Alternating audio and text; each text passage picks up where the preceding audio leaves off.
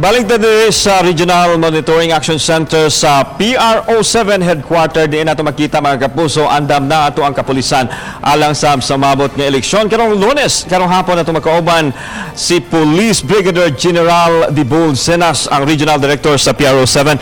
Sir, good afternoon. Good afternoon sa imo o good afternoon sa ato ang mga viewers. Kumusta naman mo? Okay sir, ako alang unang pangutana nimo, asa na ta sa ato ang preparation sa eleksyon karong Lunes na? Okay. Una, ang ato ang tanan mga police na augmentation katong gisign up nato gahapon ay nakaabot na og ready na. Ang sa Lapu-Lapu o sa Mandawi nauna na sila nag-deploy dito sa mga voting centers. Ang katong uban na sugod na pud sila siguro ugma katong mga lagyo patapos ready na tanan. And we are taking cues sa COMELEC nila kung unsay kung kanusa ang deployment sa atong puwersa. What I could assure you na katong guidance na naay police at least minimum of 2 sa tanan na polling centers ay naa na among gi-comply to. So in place ng tanan. Dere ko sir, murag doon na tayo breaking karon lang hapon. Nag-create mo task force. Unsa ni nga task force, General Sinas? We received directive sa Kamkrami kay kuan lagi advocacy og directive ni presidente na mulang sana ato ng pugna ng kuan kanang vote buying at saka vote selling. So we'll be creating together with the COMELEC and the AP a task force for vote buying. Now kini sila mo ni mag-evaluate kung unsa i-implement tong mga policy for anti-vote buying. Ang head ana, di ba, ang is of course the COMELEC sila. Then kami po ni sa AEP will be under. Ang ako ang representative diha is ako ang deputy for operations, si Police Colonel Angel Dumaging. Ang operatives namo ana ay katong mga intel units namo both sa Army ug sa AEP plus katong ako ang legal officers, no. Kung naay report na madawat to ko sa vote buying, sila to'y mag-assess. Nila ito'y magbana-bana kung unsay reaction sa atong buhaton.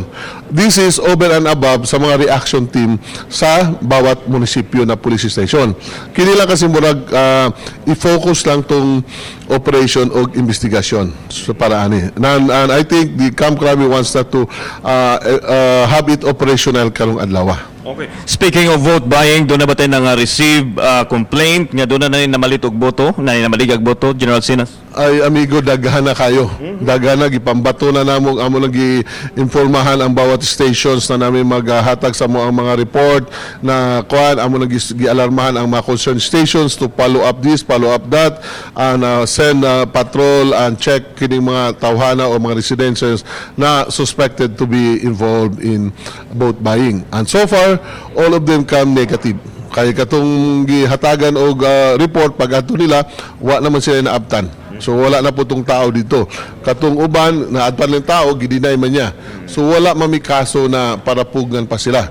So we just do our usual of conducting patrols para makita nila na ang pulis naa sa gawas. Kung naireklamo, among aksyonan. Okay, doon na kay last minute instructions sa atong mga tropa sir for the implementation na execution sa May 13 election. Tanan na mong mga pulis karon nakabalo na sa trabaho, they will brief, they will already gigitagaan na og mga guidance kung how to do their job. What I could tell them, do your job right. Do what we are required to do at so that there will be a peaceful and orderly elections. To the public, we could assure you na ang mga police diri sa Central Visayas, including the Armed Forces of the Philippines or the Philippine Coast Guards and the other stakeholders are ready for the elections.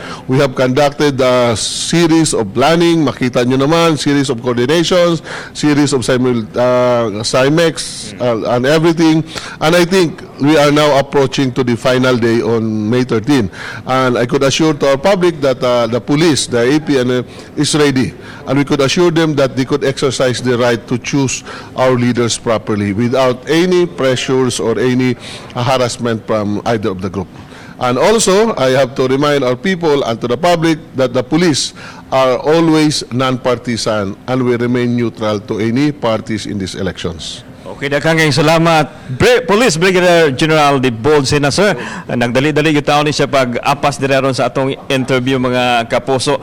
And nanukad ko karon diri sa Regional monitoring action center niya. 24 hours ni ilahang serbisyo monitoring sa mga panghitabo sa eleksyon hantod na Lunes, mga kapuso.